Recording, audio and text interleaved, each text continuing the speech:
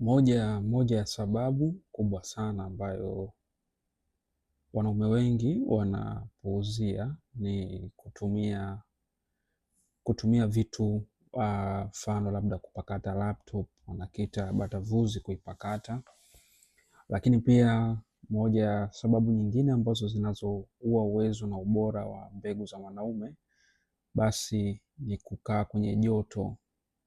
Lakini sababu nyingine kubwa sana ni kutumia maji ya moto. Unapokuwa asubuhi kila siku unaoga na maji ya moto, na unakuwa unaoga mara kwa mara unatumia maji ya moto, na tunatakiwa tuelewe ya kwamba yale makorodani ni sehemu ambapo mbegu zinapokuwa zinazalishwa, na Mwenyezi Mungu alipokuwa anatengeneza kwa mfumo huo akatengeneza kwa kupitia kutengeneza kwa mfumo wa kuweka kwamba zikae nje kwa sababu ya kuweza kupunguza lile joto ili zisaidie. Kwa mfano tunakusudia korodani ni kama kiwanda, na ili kiwanda kiweze kufanya kazi kinatakiwa kiwe na mazingira mazuri.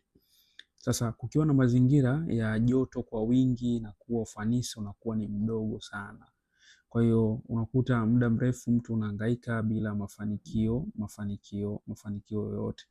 Kumbe kwamba wewe ni mtu ambaye unatumia maji ya moto kila wakati, unaoga maji ya moto kila wakati.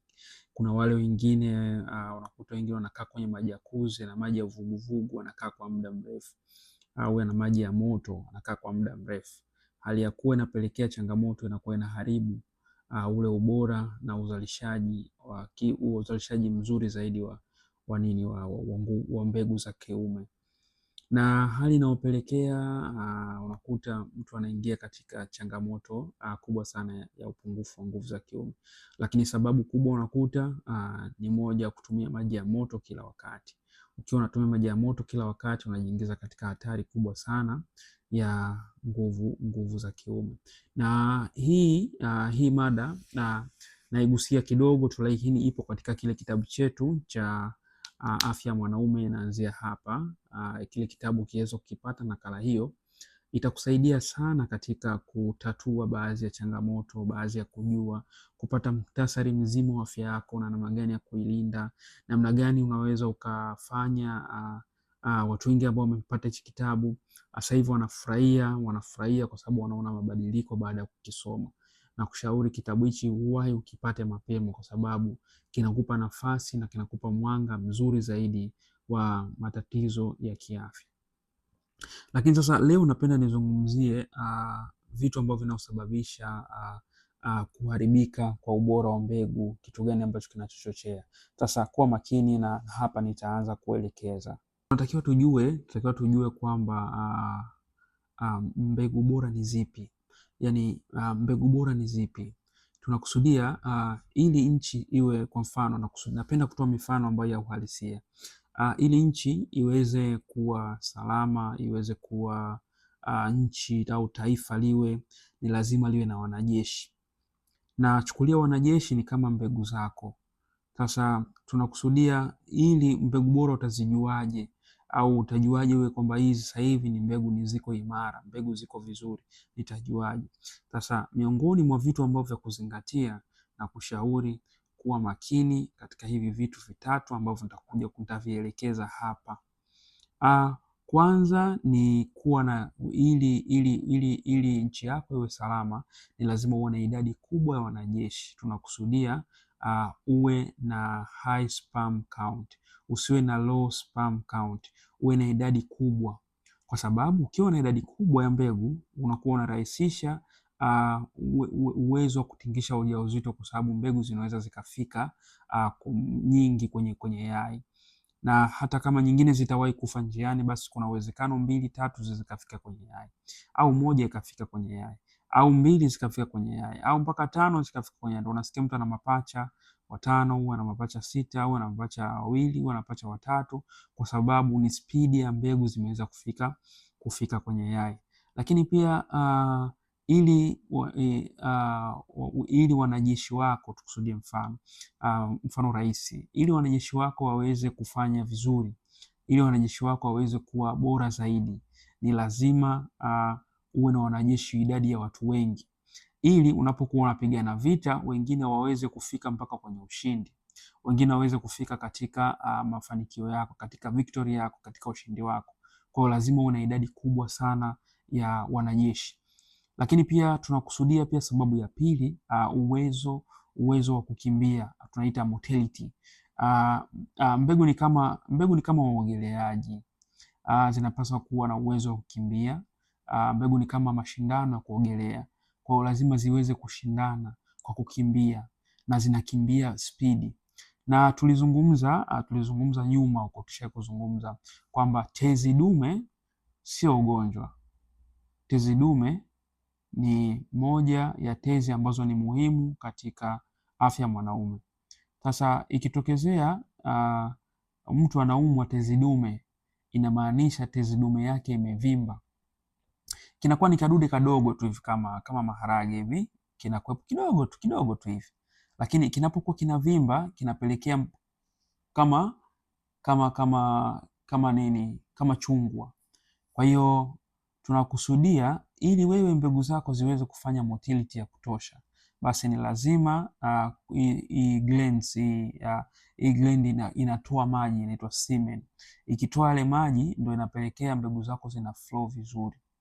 Kwa hiyo tezi dume sio ugonjwa, ikivimba ndio ugonjwa, ila kama haijavimba sio ugonjwa.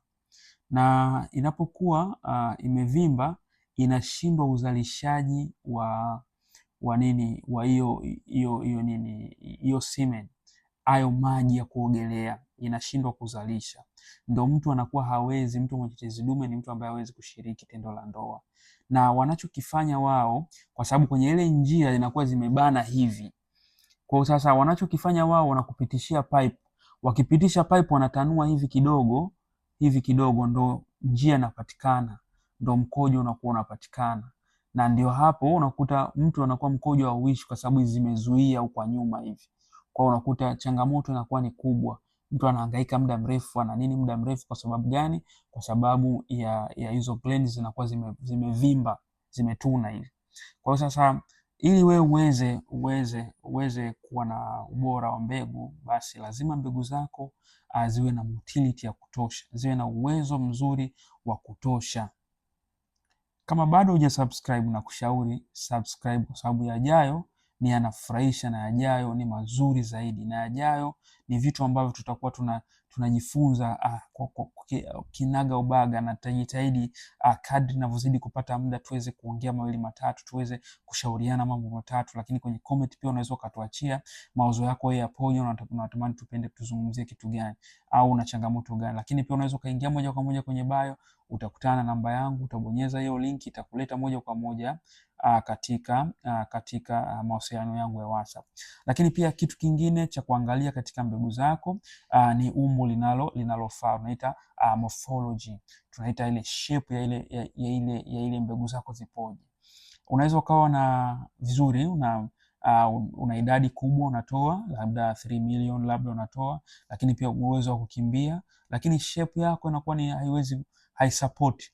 Shape yako inakuwaje? Shape unatakiwa kuwe na kichwa kiwe kikubwa, kichwa kiwe kidogo kina ukubwa fulani, lakini pia kuwe na mkia mrefu. Ukiwa na mkia mrefu unarahisisha wewe kukimbia kwa spidi zaidi. Ukiwa na mkia mrefu unarahisisha katika uzalishaji wako. Ukiwa na mkia mrefu unarahisisha katika mbio zako. Kwa hiyo hivi ni vitu ambavyo nilikuwa nataka nivizungumze leo, kwamba vitu gani ambavyo vinavyo utajuaje ubora wa mbegu yako inakuwaje. Asante sana, Mungu akubariki. Hakikisha umesubscribe na umekuwa ni mtu wa kwanza, ili uweze kuwa mtu wa kwanza katika kupata nakala zetu. Lakini katika kipindi ambacho kinachokuja tutaangalia pia maadui wawili wanaoua wanajeshi kimya kimya. Tutazungumza vipi kinatokezea, au joto hili linakujaje, ili linakuwaje mpaka mbegu zile zinakuwa zinapoteza ubora, zinapoteza motility, zinapoteza namna ya kukimbia, zinapoteza umbo lake. Hivyo vitu tutakuja kuzungumza katika kipindi kinachokuja. Asante sana, usiondoke, hakikisha umesubscribe mapema ili kuwa mtu wa kwanza. Lakini pia usiwe mchoyo, unaweza ukalike, ukacomment, lakini pia ukashare kwa mtu ambaye unatamani ajue hichi kitu ambacho umekijua wewe siku ya leo. Asante sana, Mungu akubariki.